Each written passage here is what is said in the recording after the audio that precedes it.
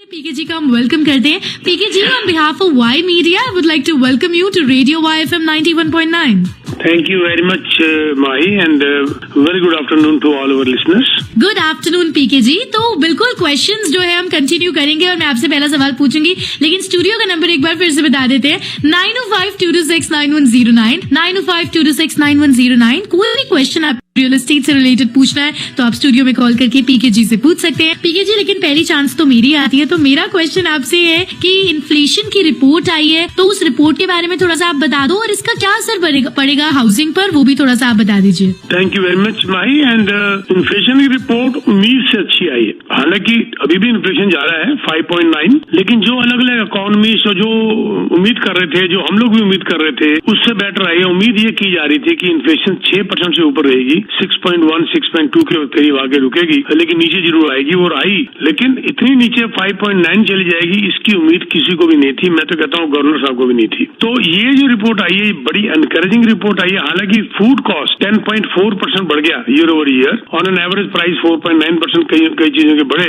Mortgage interest का से 21.2% का फर्क पड़ गया। लेकिन जब एवरेज आउट करते हैं इन्फ्लेशन के लिए, लगभग 8 डिफरेंट एस्पेक्ट्स होते हैं जिसको लेके इन्फ्लेशन को एवरेज आउट किया जाता है, तो ये 5.9 आ गई। और ये इस बात को रीइंफोर्स कर रही है कि अब जो मकलन साहब ने कहा था, हमारे गवर्नर साहब ने कहा था कि हम वेट एंड वॉच की पॉलिसी करेंगे, वो कामयाब होती नजर आ रही है। क्योंकि उन्होंने कहा था कि जब 25 जनवरी को जब उन्होंने ऐलान किया था अभी इंटरेस्ट रेट और बढ़ा 0.25%, तो उन्होंने कहा था कि this may be the last end for the time being and will wait and watch, क्योंकि हम इसका असर देखना चाहते हैं रियल एस्टेट पे, इन्फ्लेशन पे क्या पड़ेगा। ये उनको पता चल गया कि उसका असर इन्फ्लेशन में अच्छा पड़ रहा है और नीचे जा रहा है, इन्फ्लेशन नीचे की तरफ जा रही है। कहाँ 8.1% थी, उससे नीचे आके 5.9 तक आ गई, और वो भी कुछ महीनों के अंदर, विच इज गुड। ये भी उन्होंने साथ में कहा है कि वो तब तक नहीं रुकेंगे जब तक पहले इसको 3% तक लेके नहीं आएंगे, और उसके बाद उनका टारगेट रहेगा इन्फ्लेशन का 2 से लेके 2.5%। ऊपर से 1,50,000 जो जॉब आई है मार्केट में जनवरी के अंदर, कैनेडियन लेबर मार्केट के अंदर, वो भी एक बहुत बड़ा एनकरेजिंग फैक्टर है। और इससे अब ये क्लियर हो रहा है कि जो इंटरेस्ट रेट हाइक हुए थे, उससे जो उनका डिजायर्ड हमारा कूलिंग इफेक्ट जो है उसका जरूर पड़ रहा है। जो हम डिजायर कर रहे थे, हम लोग सोच रहे थे कि भाई ये इसका असर पड़ेगा इन्फ्लेशन में, वो नजर आना शुरू हो गया है। और जो ये बात कर रहे हैं कि इन्फ्लेशन में 2 या 2.5 तक लाऊंगा, वो उसको टारगेट कर रहे हैं 2024 तक।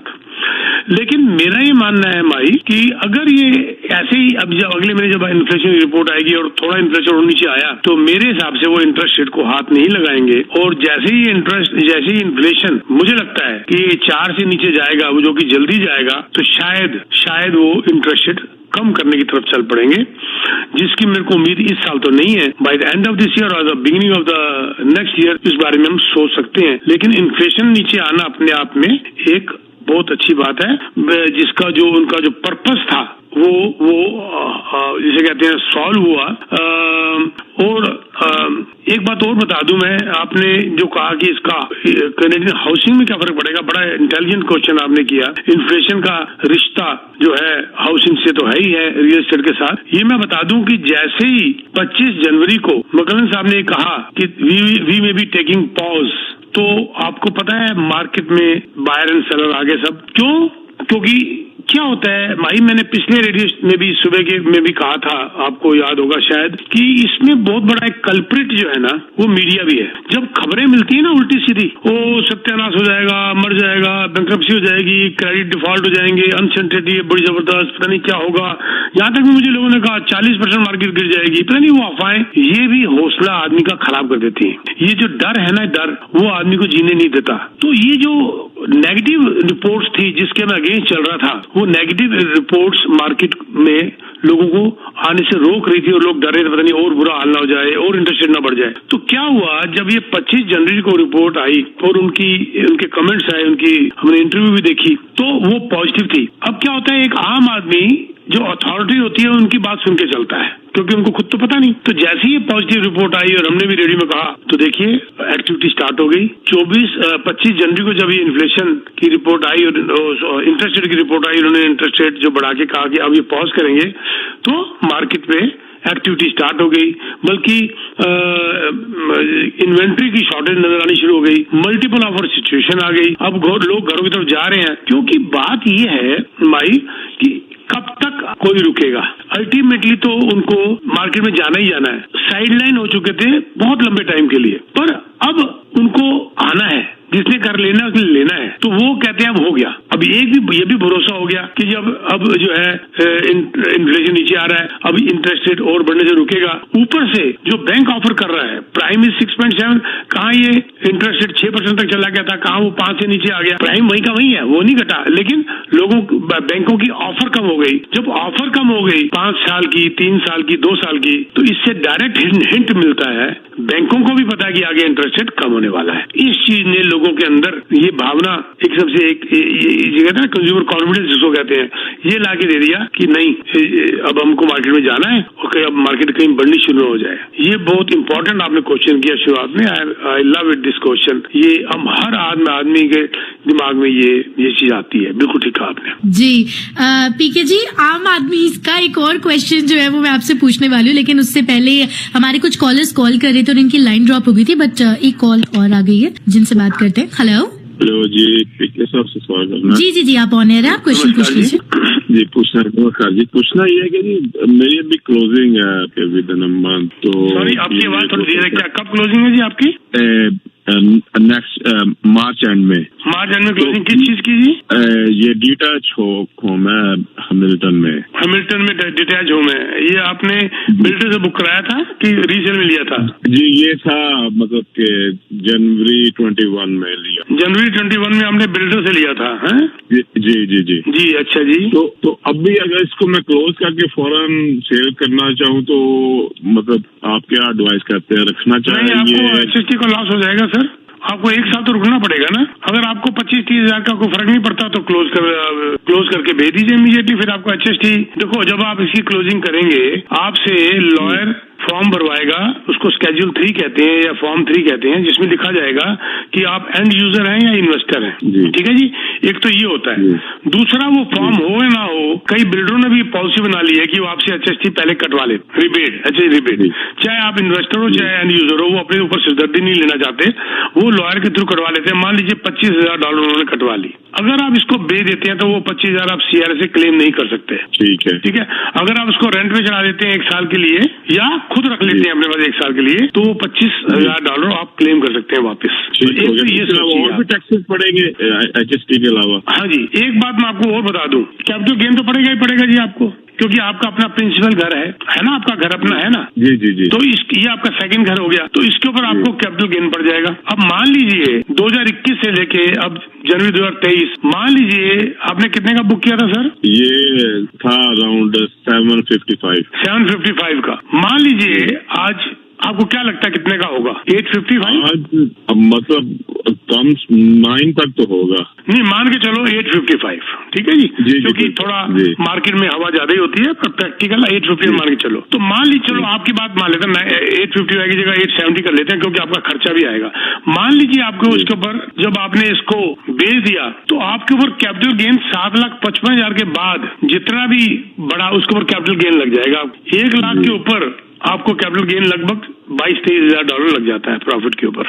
ठीक है जी, एक तो ये लॉस हुआ, एक HST का लॉस हुआ। अगर आप इसको खुद घुस जाते हैं इसके अंदर 1 साल के लिए खुद, जी, तो आपका कैपिटल गेन भी बच गया और 25,000 का आपका HST का लॉस भी बच गया। 47,000 तो आपने सीधे कमा लिए, क्यों ना खुद ही चले जाओ उसके अंदर 1 साल के लिए। जी, बिल्कुल, आपकी बात में बहुत दाम है। ठीक है ना सर? ठीक है। तो ये छोटी सी बात है, लेकिन अगर आप उसको रेंट पे चढ़ा देते हैं तो 1 साल के लिए तो आपका 25,000 तो फिर भी बच जाएगा HST रिबेट, लेकिन ये कैपिटल गेन नहीं बचा पाएंगे आप 22,000। ठीक हो गया। एक लास्ट क्वेश्चन और करना है कि अभी वेरिएबल करना चाहिए या फिक्स करना चाहिए? अभी देखिए, पहली बात, अगर आपने इसको 1-2 साल ज्यादा रखना ही नहीं है तो किसी हालत में भी वेरिएबल करना चाहिए, या इसको फिक्स 2 साल के बड़े सस्ते मिल रहे हैं, वेरिएबल बहुत सस्ते मिल रहे हैं, तो आप वेरिएबल 2 साल कर लो। 1 साल फिर भी महंगा पड़ रहा है, 2 साल सॉरी 2 साल फिक्स कर लो, मैं वेरिएबल बोल रहा हूँ, या तो वेरिएबल इसका बड़े महंगे हैं तो 2 साल फिक्स कर लो, वो सस्ते मिल रहे हैं बहुत। 5 साल मत करना, क्योंकि मार्केट में इंटरेस्ट रेट सबको पता आगे गिरेगा, तो आप 5 साल में लॉक्ड हो जाएंगे। तो हालांकि बैंक आपको लालच दे रहा होगा, 5 ईयर में सस्ता इंटरेस्ट रेट दे रहा होगा, क्योंकि बैंक भी चाहता है कि आप फंस जाओ 5 साल के लिए, लेकिन मैं आपको सलाह दूंगा 2-3 साल से ऊपर मत जाना। तीसरी बात, thank you very much sir. नहीं सर अभी रुकिए, तीसरी बात, डिस्क्लेमर, ना मैं मॉर्गेज ब्रोकर हूँ, ना मैं अकाउंटेंट हूँ। तो ये तीनों चीजों के जो मैंने आपको जवाब दिए हैं, अकाउंटेंट वाला भी जवाब दिया, लॉयर वाला भी जवाब दिया, और मैंने आपको एक मॉर्गेज वाला इंटरेस्ट का भी जवाब दिया। मैं तीनों में कुछ भी नहीं हूँ, मैं सिर्फ रियल्टर हूँ, मैं सिर्फ अपना एक्सपीरियंस आपको बता रहा हूँ। इसलिए मेहरबानी करके सेकंड ओपिनियन अकाउंटेंट, लॉयर और मॉर्गेज ब्रोकर से ले लीजिएगा। मुझे डिस्क्लेमर देना पड़ता है क्योंकि मैं इन तीनों में से नहीं हूँ, मैं सिर्फ अपना एक्सपीरियंस आपको बता रहा हूँ सर। ठीक है सर, आपकी बात बिल्कुल ठीक है, लेकिन you are everything, trust me. Sir वो आपका बहुत बहुत शुक्रिया, पर मेरा भी फर्ज बनता है कि बता देना कि लोग धोखे में ना रहे। I really appreciate it. Thank you sir. Thank you sir. जी PK ji, next caller. Next call के बाद मैं पहले बताना चाहता हूँ कि जो मैंने इनको फिगर दिए हैं 25,000 HST, 22,000, आप सोचते होंगे इतनी जल्दी मैंने कैसे बता दिया। ये मैंने सिर्फ राउंड फिगर लिया फटाफट, इसमें कुछ ऊपर नीचे हो सकता है, 200, 400, 500, 1000, इससे ज्यादा ऊपर नीचे नहीं होगा। पर ये आउट ऑफ एक्सपीरियंस इमीडिएटली कुछ मेरे पॉइंट्स बनाते हैं, जिसे मैं कैलकुलेट इमीडिएटली कर लेता हूँ और मन में ही कर लेता हूँ। ये मेरी माँ की एक देन है मेरे को, जिससे कि मैंने मैथमेटिक्स, मेरी माँ मैथमेटिशियन थी बहुत जबरदस्त, उनसे मैंने बहुत मार खाई है और उनसे मैंने मैथ सीखा है। तो ये मैं बड़ी जल्दी से कैलकुलेट करता हूँ। ये उनकी, मेरी माँ को ये एक जाता है प्रणाम, जिन्होंने मुझे इस लायक बनाया। लेकिन ये क्योंकि राउंड फिगर इसलिए है कि एग्जैक्ट फिगर भी 1-1, 2-2 डॉलर में निकालना मुश्किल है, पर I am very close to what I am saying. जी बिल्कुल पीके जी, और हमारे साथ नेक्स्ट कॉलर भी जुड़े हैं, लेकिन वाई मीडिया आईडी का टाइम हो गया। आईडी के बाद तुरंत कॉलर से बात करें। जी। आप सुन रहे हैं South Asian pearls drive time, radio viper 91.9 FM and PK ji इस समय शो पे हमारे साथ जुड़े हुए हैं। रियल एस्टेट का कोई भी सवाल है आप पीके जी से पूछ सकते हैं। स्टूडियो का नंबर है 905-226-9109, 905-226-9109 and PK ji next caller हमारे साथ रेडी है, क्वेश्चन पूछना चाहते हैं। जी आप ऑन एयर है, क्वेश्चन पूछ लें। पीके जी आपके साथ बात करना दुर्लभ हो गया है जी, क्योंकि हमको आपके साथ बात करने के लिए 3 रेडियो प्रोग्राम को चेंज करना पड़ता है, पहले रणवीर सिंह, फिर जतिन जी के साथ और फिर यहाँ पे। पर मैं आपको फॉलो करता हूँ all over the like through out the day, but that's okay because नई बात, नए क्वेश्चन आते रहते हैं। तो इसके नोट बनाइए, एकदम मुझे टेक्स्ट मैसेज डालिए, मेरे ऑफिस आइए, इकट्ठे लंच करेंगे या चाय पियेंगे। मुझे तो मैं तो वो हूँ कि मेरे को बड़ा शौक है लोगों को मिलने का और इकट्ठे बैठ के चाय पीने का। अभी बैठिए, आपको बड़ा अच्छा लगेगा, 1 घंटा बैठेंगे आराम से। उसमें क्या है सर, क्योंकि मैंने इसलिए आपको कॉल किया क्योंकि एक भी बार आपने फर्स्ट टाइम होम बाय का कुछ बात नहीं की, इसलिए मैं उसके हवाले से मैं चाहता हूं कि आप थोड़े, क्योंकि देखो आग तो लगी हुई है, अब तो आग चालू होने वाली है, बट रेंट में ऑलरेडी आग है। अब देखो बेसमेंट के जो $1,200 जो रेंट चल रही थी उसके 1,500-1,700 हो गए, उसमें आग लग गई है, ऑलरेडी आग लगी है। अब आप कह रहे हो कि एक लेकिन कि जब सब लोग ऑन द कॉर्नर थे तो गवर्नमेंट के पास मोर देन 1 ईयर था, कुछ भी करेक्शन नहीं किया फर्स्ट टाइम होम बायर के लिए, टू बी ऑनेस्ट। बट ये चीज जो थी वो करेक्शन होनी चाहिए थी, बट वो हुई नहीं है। अब फर्स्ट टाइम होम बायर या तो मीन्स या तो रेंट भरे या तो फिर पैसे सेविंग करके डाउन पेमेंट करे या क्या करे, वो तो आप ही बताइए सर। जी बिल्कुल ठीक है जी। 4,000 से ऊपर ज्यादा हेल्प ही नहीं है। 2,000 कई साल चली, उसके बाद अब 4,000, कुछ 4,000 जब 3 लाख का मकान था तब भी 4,000 बिल्कुल ठीक कह रहे हैं, बिल्कुल गलत है। और ऊपर से जो है इनकी जो है अप्रूवल, वो हालांकि चलो इंटरेस्ट रेट में 0.25% का फर्क पड़ जाता है, इनको थोड़ा सस्ता मिलता है 0.25, इन्वेस्टर को 0.25 ज्यादा नहीं पड़ता, but it is nothing. 0.25 is nothing as compare to this much big figure of interest rate. आपको बिल्कुल ठीक कहा आपने। लेकिन अब देखो मैं एक फिगर और देता हूँ। इस साल जो अलग अलग जगह पढ़ के और देख के थोड़ा रिसर्च करके जो मुझे आइडिया लगा है, इस साल 5 से 6% रेंट और बढ़ने वाला है, number 1।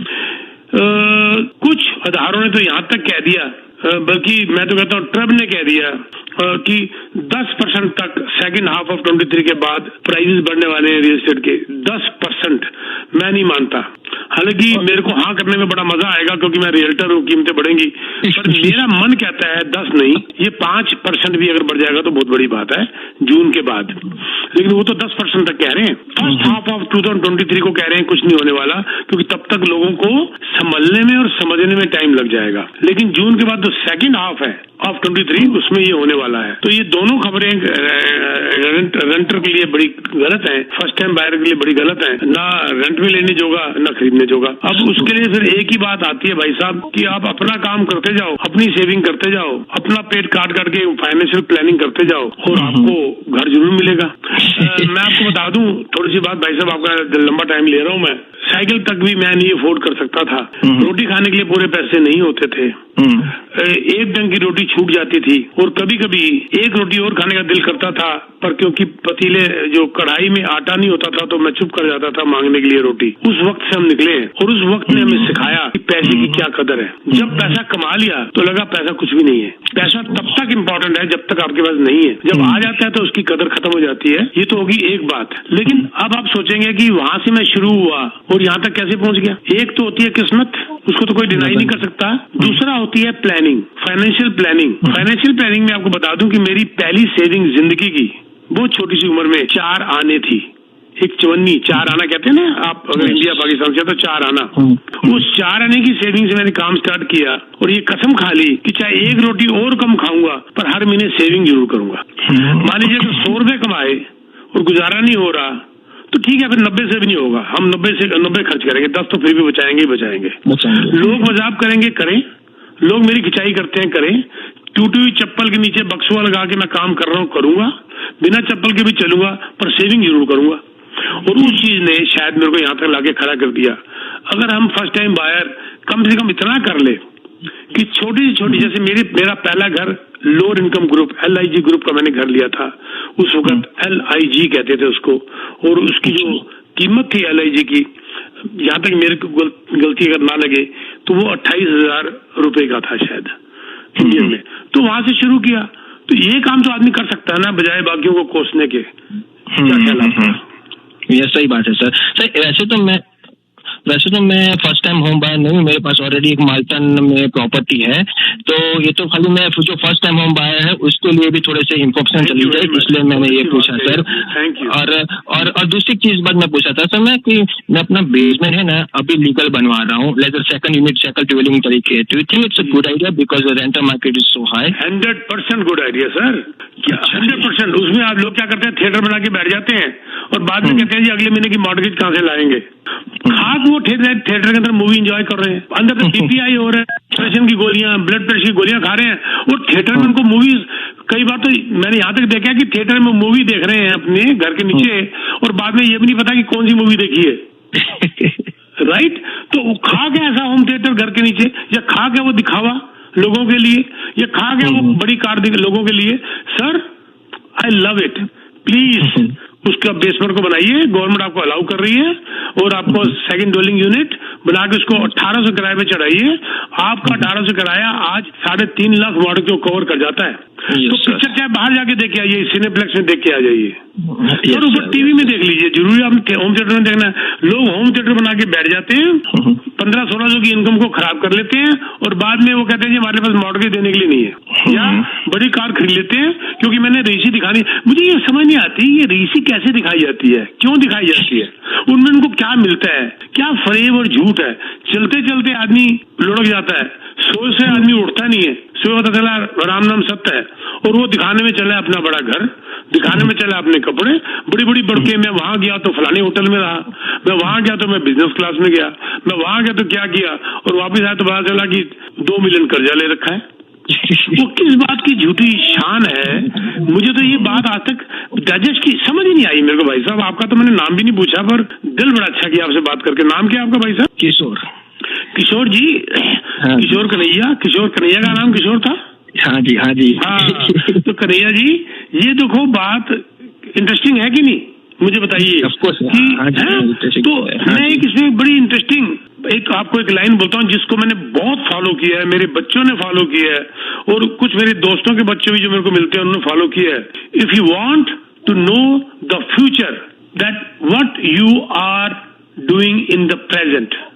If you want to know the future, look at what you are doing in the present, because your present defines your future.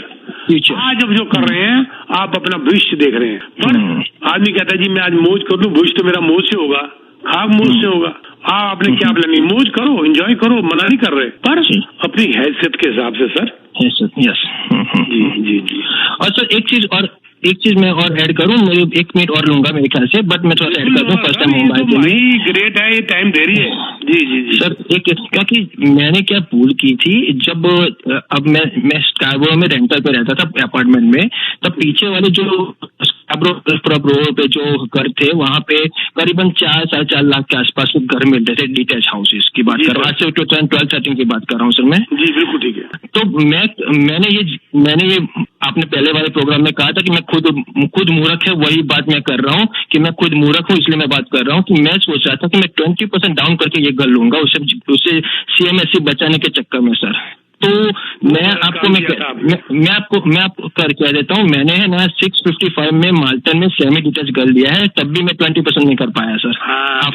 ये मैं अक्सर कहता हूँ कि आपको अगर मॉर्गेज मिल रही है और CMSE की इंश्योरेंस देनी पड़ रही है, वो उसको 4.5 लाख के ऊपर आपकी CMSE की इंश्योरेंस सिर्फ 6-6.5 हजार थी, अगर आप उसके अंदर अगर 10% दे रहे थे तो आप, तो आज वो बढ़ के 30-32 हजार हो गई है।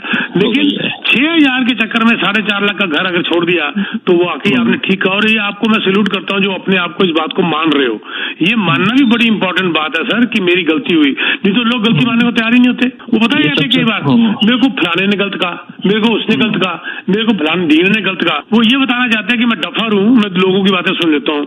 जैसे बोल्डली गलती करी, वो एक्सेप्ट करने वाले लोग बहुत कम होते हैं, और मैं भी उनमें से एक हूँ जो मैं एक्सेप्ट कर लेता हूँ मैंने गलती करी। क्या उसमें आदमी सीखता है, ठीक है।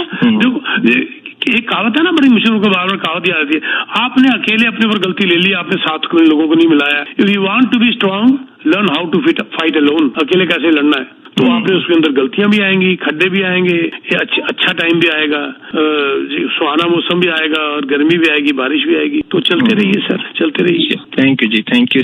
अच्छा लगा किशोर आपसे बात करके। जी पीके जी अच्छा लगा किशोर जी से बात करके। बहुत कम लोग होते हैं जो कहते हैं जी मैंने ये गलती करी। अक्सर लोग मिल जाएंगे, मेरे से उसने जबरदस्ती साइन करवा लिए, उसने मुझे ये कहा, अरे तुम बुद्धू जो तुमने सुन लिया, तुम्हारा भी तो खुद का कोई दिमाग है कि नहीं है साथ में। जी बिल्कुल पीके जी, और वैसे भी आपके तो फैंस बहुत सारे हैं, ये तो हमें पता ही है, आप इतनी अच्छी एडवाइस देते हैं। पीके जी, मैं स्टूडियो का नंबर एक बार फिर से अनाउंस कर देती हूँ, और देन उसके बाद मैं अपना मेरा एक क्वेश्चन रहता है वो मुझे आपसे पूछना है। स्टूडियो का नंबर है 905-226-9109, 905-226-9109। कुछ कॉल्स आ रहे थे, वो ड्रॉप हो गई थी, तो आप दोबारा से कॉल कर सकते हैं अगर पीके जी से आप क्वेश्चन पूछना चाहते हैं।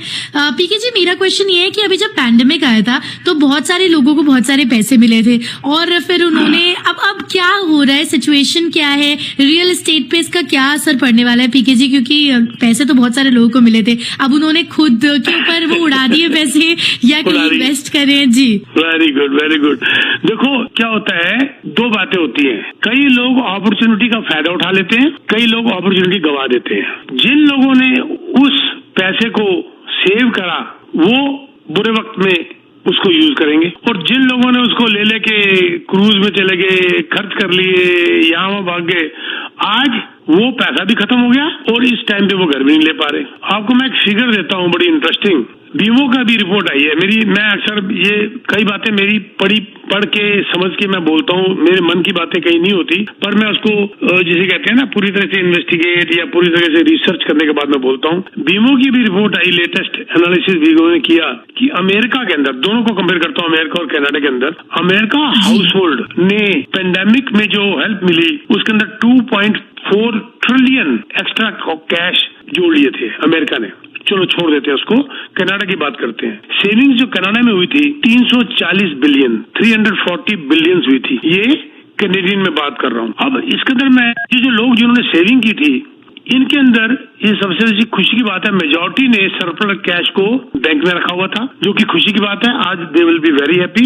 कुछ लोगों ने अपनी औकात से हटकर मकान ले लिए, जिनकी क्लोजिंग नहीं कर सके, उन्होंने सबसे बुरा काम किया, क्योंकि उनको लोन नहीं मिल रहे, आज वो असाइनमेंट में बेचते तो लॉस होता है। या अगर जिन्होंने क्लोज कर लिया और मूव कर गए, उन्होंने बहुत अकलमंदी करी। ये किस तरीके से आपने उस कैश को इस्तेमाल किया उस पर डिपेंड करता है। ओके, अब आइए, मेजॉरिटी ने इन्वेस्ट किया। 40% of the bottom of the income earner जो थे ना, जो इनकम अर्नर जो बॉटम 40% थे, उनकी सेविंग 12% और कम हो गई। ये गवर्नमेंट की हेल्प के बावजूद 12% और कम हो गई। उसमें बहुत बड़ा कल्प्रिट ये इन्फ्लेशन भी रहा, उनमें से कईयों की जॉब भी चलेगी तो पैसा वो बेचारे जोड़ नहीं पाए। और 34% जो थे सेकंड हाईएस्ट इनकम ग्रुप जिसको हम कहते हैं, ये मैं जो बात कर रहा हूँ बिटवीन 2020 के फर्स्ट क्वार्टर और 2022 के थर्ड क्वार्टर जो पेंडेमिक का टाइम था, इन्होंने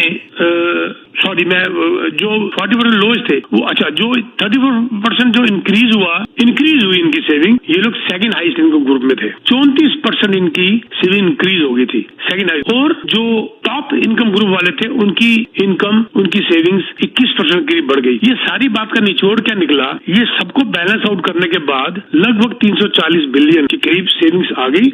उसमें से कईयों ने लुटा दिया, कईयों ने खराब कर दिया, कईयों ने उसको अपॉर्चुनिटी का फायदा उठाया। ये डिपेंड करता है कि how you manage your fund. कई ने सोचा जी खत्म होगी, वापस तो करने नहीं पड़ेंगे, कईयों को सीआरए के लेटर आ गए, जिनको नहीं मिलने चाहिए थे उन्होंने भी ले लिए, अब उनको वापस देने पड़ रहे हैं, उनको मौत पड़ रही है। लेकिन एक बात इसके अंदर बड़ी इंपॉर्टेंट आई है जो मैं जरूर शेयर करना चाहूंगा। 63% of the lowest income Canadians, जिनको मैंने बताया जिनकी सेविंग 12% उल्टी कम हो गई, उनमें से 63% lowest income Canadians were very concerned कि हमारा रोज का खाना, ट्रांसपोर्टेशन, शेल्टर कैसे चलेगा। $500 भी उनका खर्चा बढ़ जाएगा तो कह रहे हैं कि हमको सड़क पे आना पड़ जाएगा। तो यस, मैं मानता हूं कि जो इन्फ्लेशन है इसने बहुत सीवियर झटका दिया एक आम आदमी को, लेकिन उन्हीं आम आदमियों के अंदर बहुत सारे ऐसे थे जिसने उसका फायदा उठाया पेंडेमिक की हेल्प का, और आज वो थोड़े सेटल हो चुके हैं। ये डिपेंड करता है कि कब आपके सामने से अपॉर्चुनिटी आती है और कब निकल जाती है। मैं आपको छोटा सा एग्जांपल देता हूँ। मान लीजिए आप बुरी तरह थके हुए हैं और वो सामने से कोई गाड़ी आ रही है, आपने इमीडिएट फैसला किया कि इसको हाथ देता हूँ, लिफ्ट मांगता हूँ, वो रुक गई और आप बैठ गए, आपकी थकान दूर हो गई और आप सोचते रह गए हाथ दूं ना दूं, जब तक सोच रहे हो गाड़ी निकल गई। तो ये वाला हाल है कुछ लोगों का। एक बात और भी इंटरेस्टिंग बताना चाहता हूँ, वही आपका क्वेश्चन इतना अच्छा था जी जी। ये जो सेविंग्स हुई है ना, इतनी सारी जो लोगों ने सेविंग की थी, मजेदार बात यह है उसमें मेजॉरिटी ये कह रही है कि हम अपने लोन को उतारने में इस पैसे को लगाएंगे। ये चीज मुझे सबसे अच्छी लगी। जी बिल्कुल पीके जी, और मेरे क्वेश्चन से ज्यादा अच्छा आपका आंसर होता है हमेशा।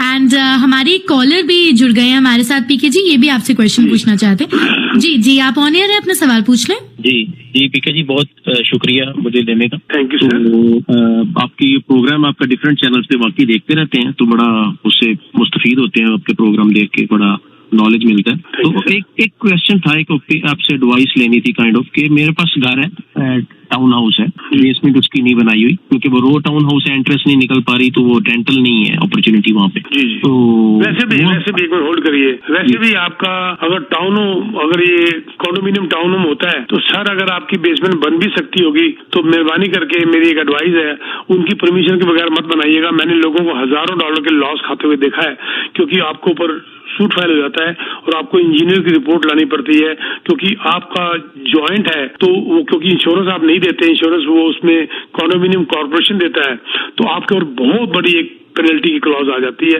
इसके लिए हमेशा परमिशन लेनी होती है। ये फ्री होल्ड है, और फ्री होल्ड तो अच्छी बात है, और फ्री होल्ड अगर वो अटैच्ड है तो ध्यान रखिएगा कि आपको इस ढंग से बनाना है कि पड़ोसी आपके ऊपर ऑब्जेक्शन ना करे। जी जी नहीं, वो लेकिन इंटरेस्ट नहीं ना निकल पा रही, तो हम सोच रहे थे या तो दो ऑप्शन है, कुछ सेविंग थी तो या तो इसको बेच के नया अपग्रेड कर लिया जाए, या कोई और छोटी प्रॉपर्टी लेके उसको रेंटल पे कुछ ऐसा कर लीजिए। 2 लाख है, मुझे तो उससे क्या बता दीजिए, मैं भी आपको बता देता हूँ। ये आपका प्रिंसिपल घर है जहाँ रहते हैं आप? जी जी प्रिंसिपल। ये कितने का होगा मार्केट में इस वक्त? इस वक्त 9.5 का बिका है, सिमिलर गिरे प्राइस पे अभी बिका है, राइट? हाँ जी, हफ्ता पहले। अच्छा जी, इसमें मॉर्गेज कितनी है भाई साहब? 4 लाख की मॉर्गेज है, 4,05,000। आपकी फैमिली इनकम क्या है जी? अराउंड 90,000। अब एक दिक्कत ये आ जाएगी, इसको बेच के बेसमेंट अपार्टमेंट वाला इसी प्राइस में तो मिल जाएगा, लेकिन अगर आप इससे महंगा जाओगे तो आपको बैंक लोन नहीं देगा आज, क्योंकि जब आपने लोन लिया था तब इंटरेस्ट रेट कम था और तब आपको आपकी इनकम के हिसाब से आपको बैंक ने दे दिया था, बल्कि इससे ज्यादा भी दे सकता था, 4.5 लाख भी ले सकता। आज आपको बैंक 4 लाख से ऊपर लोन ही नहीं देगा, तो आपको बड़े घर में तो जा नहीं सकते। पर 9.5 लाख में आपको, मेरे को लगता है कि घर मिल जाना चाहिए, 9 लाख में भी मिल जाना चाहिए, जिसमें कि बेसमेंट भी 2 लाख मेरे पास है, और ना 2 लाख और की जरूरत भी नहीं है, आप इसी प्राइस में आपको मिल जाएगा रेंटल इनकम वाला।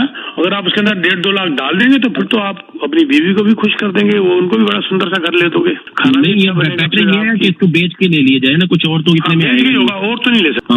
उसके लिए मैं आपको कुछ समझाऊंगा, कुछ चेकलिस्ट वगैरह, कुछ पैकेज जिसमें हम आपकी क्या मदद कर सकते हैं। तो आप मेरे को टेक्स्ट मैसेज डाल के अपना नाम जरूर लिख दीजिएगा और बोल दीजिएगा रेडियो में बात की है, तो मैं आपको कॉल करके मुलाकात कर लेंगे, तो मैं आपको गाइड कर दूंगा। उसके बाद अगर आपका कोई रियल्टर तो कोई बात नहीं, उनसे काम कर लीजिएगा, लेकिन हम आपको प्रॉपर गाइड कर देंगे। ठीक है, थैंक यू वेरी मच। अच्छा, मैं ऑन वेकेशन जा रहा हूँ 3 हफ्ते के लिए, तो मैं अगर मुलाकात होगी तो अब 15 मार्च के बाद होगी, तो टेक्स्ट मैसेज डाल दीजिएगा, मिल लेंगे। ठीक है जी। Hello PK ji, I know कि हम टाइम जो है उससे बहुत आगे जा चुके हैं, लेकिन बहुत से कॉलर्स हैं PK ji, if you allow तो कोई लेना चाहते ले लीजिए। जी जी जी बिल्कुल। नेक्स्ट कॉलर, आप ऑन एयर हैं, आप प्लीज अपना क्वेश्चन पूछ लें। Hi Mahi ji, how are you? जी आई एम गुड, आप ऑन एयर हैं, आप अपना क्वेश्चन प्लीज पूछ लें। पीके सर से मेरी बात अब हो नहीं पाएगी, ये मेरा मतलब मैं भी वेकेशन पे जा रहा हूँ, बस मेरे को एक चीज ये बतानी थी कि मैं सौरभ से मिला था लास्ट वीक, और सौरभ से अगर कोई भी वो लेते हैं तो एकदम छलक होती है पीके जी की। अंकल को मेरा नाम पता है। ओ, ये मोहित बोल रहा है। क्लाइंट। हाँ जी, मोहित बोल रहा है बेटे? हाँ बिल्कुल, मोहित बोल रहा हूँ। अरे how is Krishna? Very good. अभी अंकल हम पेरेंटल लीव पे जा रहे हैं, we had twin, 1 boy 1 girl. मैंने फोटो देखी है भाई। हाँ, तो दोनों, हाँ बिल्कुल, मैंने भेजा था आपको। हाँ, अच्छा, very nice, what is surprise on air. तो बेटा मेरा है तो मेरी झलक क्यों नहीं होगी, मुझे बताइए। बिल्कुल, मतलब फील होता है कि मतलब बहुत ठहराव है आजकल, ऐसा नहीं मिलता। आजकल आप किसी से मिलिए ना तो एकदम से ये होता है कि हबड़ी दबड़ी में बस ले लो या कुछ कर लो। सौरभ से बात करके लगता है बहुत ठहराव है। देखो, एक बात तो यह है कि ऊपर वाले ने उसको बहुत दे दिया और उसका शुक्रगुजार है। दूसरा, तसल्ली होनी बहुत जरूरी है जिंदगी में। ऐसे भी बैठे हैं जो 900 करोड़ 9,000 करोड़ लेके इंग्लैंड भाग गए, और ऐसे भी हैं जो कि $10 जेब में है तो उनको बहुत तसल्ली है। सौरभ मेरा बेटा, आई लव हिम, उसको बहुत तसल्ली है। मुझे याद आया, उसने मुझे कहा था डैड, मुझे सारी बात आपने याद दिला दी, आपको कोई कमर्शियल प्रॉपर्टी चाहिए थी, सौरभ ने मना कर दिया था। हाँ, कि मेरे हिसाब से नहीं है। अब देखिए, कौन रियल्टर मना करता है कभी किसी क्लाइंट को लेने के लिए? उसने आपको मना कर दिया था। हम लोग दोनों गए थे, मेरे को मना था, लेकिन कोई भी रियल एस्टेट ट्रांजैक्शन कनाडा में तो मैं आपके बिना नहीं ही लूंगा। थैंक यू बेटा, थैंक यू वेरी मच। और आपने 2 दिन लिए, आपने देख लिया जी। जरूर। अभी एक चीज मैंने गलती हुई है, सही मैं आपसे डिस्कस करना चाहता हूँ। मेरा जो मॉर्गेज है वो रह गया है 240,000। जी, आपका घर कितने का इस वक्त जो हमने लेके दिया था? वो था 1.2 का, लेकिन अब 1 मिलियन का है। हाँ, अब गिर गया 240। आपकी फैमिली इनकम कितनी है? मेरी अभी कम है क्योंकि सेशन ने जॉब छोड़ दी। 110,000 ना, क्योंकि आपकी फाइल मेरे ऑफिस में पड़ी है, तो मैं अभी वर्बली कुछ याद नहीं है मेरे को। और आपके पास इन्वेस्टमेंट भी आपने मेरे थ्रू की हुई है। मेरा एक्सचेंज आ रहा है क्लोजिंग 24-25 में, जैसा अभी 55 फ्लोर पे है। आपका फ्लोर कौन सा है? 55। तो अब आपकी क्लोजिंग लेट होगी 1 साल। 30 फ्लोर तक, अच्छी बात। 30 फ्लोर तक उसकी ऑक्यूपेंसी आ रही है मई 2024 अप टू 30th फ्लोर। ये अंदरूनी खबर है, मैं बता रहा हूँ आपको, कहीं नहीं आपको मिलेगी। हाँ, up to 30th floor occupancy है मई 2024, और 31 फ्लोर से ऊपर उसकी क्लोजिंग आ रही है मार्च अप्रैल 2025। हाँ, ठीक है। तो अब बताइए आपका क्वेश्चन। मैंने एक मतलब वो मैं निकाल भी सकता हूँ, मैंने एक प्रॉपर्टी ले ली है कैलगरी में, जैसे मैंने पहले बताया था। मैंने बताया था आपने, फुल कैश पे ले ली है। वो मैंने फुल कैश पे ले ली है जी। उसका एप्रिसिएशन थोड़ा सा हो गया है। वो 300,000 की थी, 2 बेडरूम 2 वॉशरूम 790 स्क्वायर फीट। बिल्कुल जी। तो वो सही हुआ या गलत हुआ, या करना चाहिए या नहीं करना चाहिए? देखो, बात ये है कि आपने मेरे से पूछा था उससे पहले, और मैंने कहा था मैं कॉन्फिडेंट नहीं हूँ। उसके बाद आपने ली, तो मेरा डायलॉग वहीं का वही है, मैं कॉन्फिडेंट नहीं हूँ अभी भी। अगर मैं खुद कॉन्फिडेंट होता तो मैं तुम्हें लेके दे देता ना, क्योंकि आपने पूछा। हाँ, अगर आप मुझे ये कहते कि आप मुझे कैलगरी में ले दो, I am not taking your opinion, तो मैं भी लेके दे देता। लेकिन आपने मुझे कहा व्हाट इज योर ओपिनियन, तो मैंने साफ कहा था कि मेरा ओपिनियन है कि आई एम नॉट कॉन्फिडेंट, मेरे अंदर तसल्ली नहीं हो रही। तो मेरे लिए अभी भी तसल्ली नहीं हो रही, क्योंकि वो ऑयल बेस्ड प्रोविंस है, इकोनॉमी, ऑयल बेस्ड इकोनॉमी है वो सारी। और ये जब तक आग लगी हुई आग लगी, उसके बाद मेरे को भरोसा नहीं है। ठीक है सर?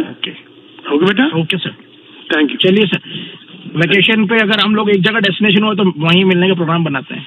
टोक्यो हांगकांग है, देख लीजिए आ रहे हैं तो। अच्छा, टोक्यो हांगकांग, ओके जी जी जी। चलिए, नमस्कार। ओके, नमस्कार बेटा जी। तो माही बहुत अच्छा बच्चा है ये, इनको लेके दिया था और इन्वेस्टमेंट भी इन्होंने 1-2 में से की है। बहुत अच्छी छोटी सी फैमिली है। अचानक पता नहीं क्या होता है मेरे दिमाग में, जैसे इसका फोन आया मुझे नाम भी याद आ गया, इसकी वाइफ का भी नाम याद आ गया। बताओ इतने सालों बाद कैसे हो गया, ये नहीं समझ आई। आपकी मेमोरी बहुत अच्छी है। पता नहीं है नहीं, अगर कोई अचानक पूछेगा नहीं है, वो बात करते करते दिमाग में कहाँ से आ जाता है ये नहीं समझ आती मेरे को। जी बिल्कुल। तो, जी पीके जी, वन लास्ट कॉलर एक है, काफी देर से वेट कर रहे हैं, इनसे भी बात कर लेते। जी आप ऑन एयर, आप अपना क्वेश्चन पूछ लें पीके जी से। नमस्कार पीके जी, मेरा क्वेश्चन आपसे है कि प्री कंस्ट्रक्शन कॉन्डोज जिनकी क्लोजिंग 2026-27 में हो, उनको लेने का क्या फायदा है और क्या नुकसान हो सकता है? जैसे घर लोगों ने 12-12 लाख के लिए उनकी वैल्यू कम हो गई, तो इन कॉन्डोज में क्या हो सकता है? सर कम होने वाली बात इसलिए नहीं हो सकती में, क्योंकि इससे कम बिल्डर बना ही नहीं सकता ना सर। कंस्ट्रक्शन कॉस्ट ही नहीं उनको पूरी हो रही। कई बैंक बिल्डर बंद के हो गए, बैंकरप्सी की हो गई, लोगों के पैसे के वापस आ गए। अगर आप 2026 और 27 की क्लोजिंग मांग रहे हैं और प्राइस इज राइट, ये बहुत इंपॉर्टेंट बात है, price is right with huge incentives, 3-4% cashback दिलवा रहे हैं, पार्किंग फ्री दिलवा रहे हैं, तो वो कुछ अगर नेगोशिएट हो जाता है तो प्रॉपर्टी अगर अच्छी है, लोकेशन अच्छी है, तो जरूर ले लीजिए, पर 26 से पहले की क्लोजिंग मत लीजिए। अगर आपको इंटरेस्ट है, मुझे टेक्स्ट मैसेज डाल दीजिए नाम के साथ। मैं वेकेशन में जा रहा हूँ कल सुबह, लेकिन आपको मैं कनेक्ट कर लूंगा या आके मिल लूंगा, या मैं अपने बेटे से अपनी टीम से मिलवा के चला जाऊंगा। और इसके अलावा दूसरा क्वेश्चन क्या था आपका सर? जी पीके जी, इनकी लाइन डिस्कनेक्ट हो गई है, तो आई डोंट नो। हाँ, तो वो बस एक इसकी जो है ना ड्यूरेशन लंबी होनी चाहिए। Short duration, I am very uncomfortable till end of 24। End of 24 यानी कि अगले 1.5-2 साल के अंदर जो क्लोजिंग आ रही है उसके लिए मैं अनकंफर्टेबल हूँ। उसके बाद मैं बड़ा पॉजिटिव हूँ, कोई दिक्कत नहीं है। जी माही, इसको करेंगे कंक्लूड? जी बिल्कुल बिल्कुल पीके जी। आज तो 45 मिनट हो गए और बल्कि ज्यादा ही हो गए, 45 से भी 50 मिनट। तो Mahi, for any real estate deed मैं कहूंगा मेरा एक नंबर है 647-299-4757, 647-299-4757, और यू कैन विजिट teamsabarwal.com। आपका कोई भी क्वेश्चन हो, मुलाकात करनी हो, no obligation, no charges, nothing. आपका अपना कोई रियल्टर उससे काम करिए, मुझे मिलना चाहते हैं मैं फिर भी मिलूंगा।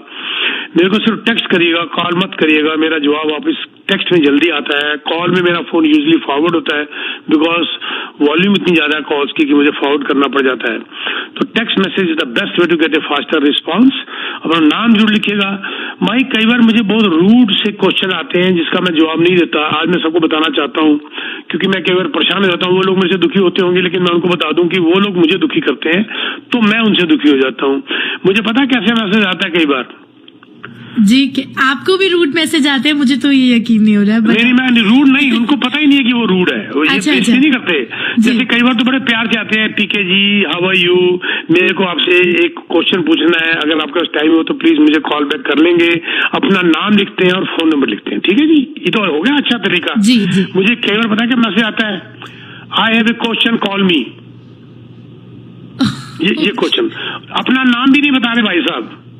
और कई बार मैं पूछता हूँ नाम क्या है, तो कहते हैं क्या ये जरूरी है? मतलब आपका नाम बताना जरूरी नहीं है और मेरे को आंसर देना क्या जरूरी है? राइट। तो मैं जरा बताना चाहता हूँ, थोड़ा सा एक रिस्पेक्टफुल एटीट्यूड रखिए, और मैं आपके साथ हूँ, मैं जवाब दूंगा। लेकिन जिसका जवाब नहीं जा रहा मेरे से, समझ लीजिए कि उसका मेरे को मैसेज पसंद नहीं आ रहा। मैं भी इंसान हूँ, भगवान नहीं हूँ। मैं भी चाहता हूँ थोड़ा सा एक डिग्निटी बन के रहे हर इंसान की। Am I right or wrong? Absolutely right, PK ji. I have a question, call me। ये देखो, ये मेरे को मैसेज आता है। I have a question, जैसे कि मैं उसके सैलरी के अंदर काम कर रहा हूँ और मुझे हुक्म चला रहा है कितने बजे पहुंचा ऑफिस, बता मेरे को। क्या बात है यार, थोड़ा सा तो थोड़ी सी एक रिस्पेक्ट तो रख लीजिए। उसके बाद आप देखिए, मैं जान हाजिर है आपके लिए। जी माई। और also last but not the least, we are also hiring agent. ये पिछले 3 महीने से हमारी स्कीम चल रही है, हम हायर भी बहुत कर रहे हैं। If you want to join me under my guidance, under my mentorship, अभी 17 तारीख को भी हमारी मार्केटिंग के ऊपर हमारे ऑफिस में ट्रेनिंग हो रही है, 17th ऑफ दिस मंथ फरवरी में, आने वाले महीने में, तो 17 मार्च को। तो वो आप हमारी ट्रेनिंग हर महीने 2-3 चलती रहती है, मेरी भी अगर आपको हमें ज्वाइन करना है, कांटेक्ट करिए, टेक्स्ट मैसेज दीजिए इसी नंबर के ऊपर 647-299-4757। आई रिपीट 647-299 4757 और you can visit teamsabarwal.com.